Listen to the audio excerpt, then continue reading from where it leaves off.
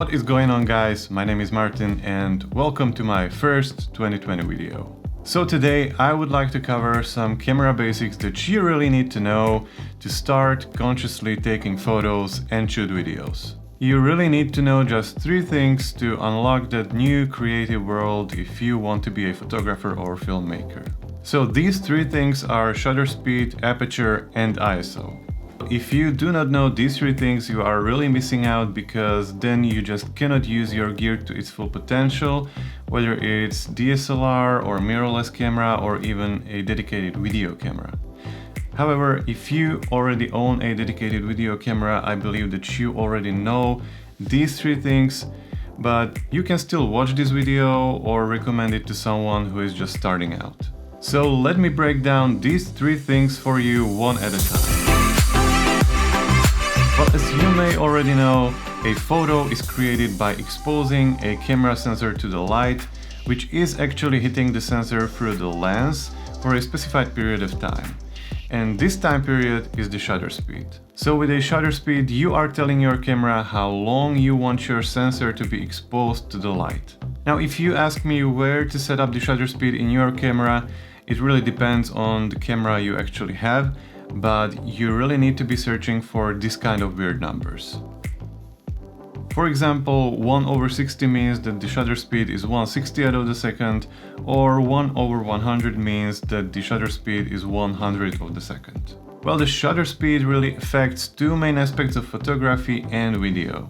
So first is obviously the exposure. Now, if you do not know what exposure means, it is whether your image is too bright or too dark, or if it's just okay. Well, if you start increasing the shutter speed, that means your image sensor will be exposed to the light for less time and your images will be darker. Now, on the other hand, if you start decreasing the shutter speed, that means your image sensor will be exposed to the light for a longer period of time, and that will result in brighter images. The second really important thing you can control with the shutter speed is the motion blur. Well, if you want to get sharp images and you want basically freeze time in your photos, you need to set up faster shutter speeds. Now let's take a look at this photo where I'm jumping on tires. You can see that I'm freezed in time and the image is sharp and I'm not blurred or anything, and that's because the shutter speed was set to 1/320. Now if I try to decrease the shutter speed to, for example, 1/60, you can see that there is much more motion blur in the image. Well, as you may heard, the aperture is sometimes called the iris, and it is a physical element which is inside of every single lens out there. Its purpose is to control the amount of light you are letting through your lens onto your sensor. The aperture can be found in your camera as a number with an F letter in front of it. So for example, f1.8, f4, f8, f16, and so on. The aperture or iris is also affecting 2 things in photography and video. So first is obviously the exposure.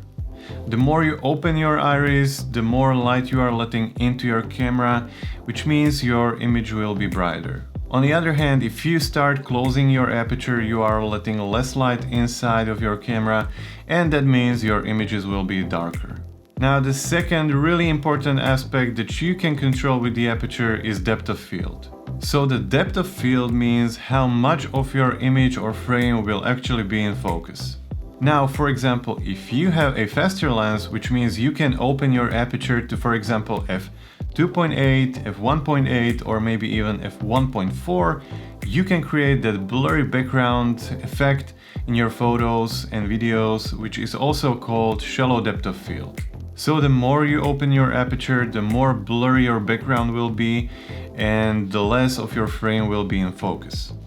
Now let's take a look at this simple example. I have 2 lenses on my desk and I'm focusing on the 16-35mm, and behind it there is the 70-200 f4, and I'm using right now f1.8 aperture.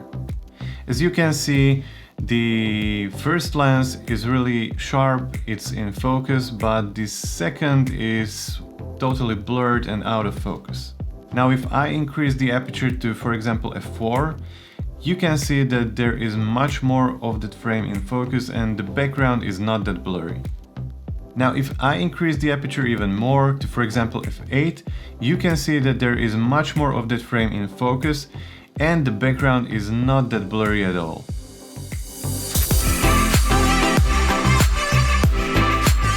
You can think of ISO as a fake light you can introduce to your image. You can also kind of control two things with the ISO. Its main function is to compensate the exposure.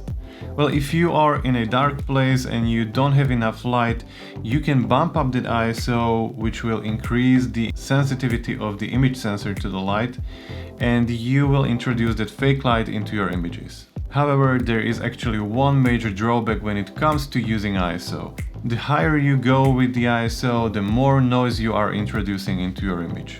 Well, this can be in some cases your artistic decision, but most of the time the noise is not really wanted in photography and video.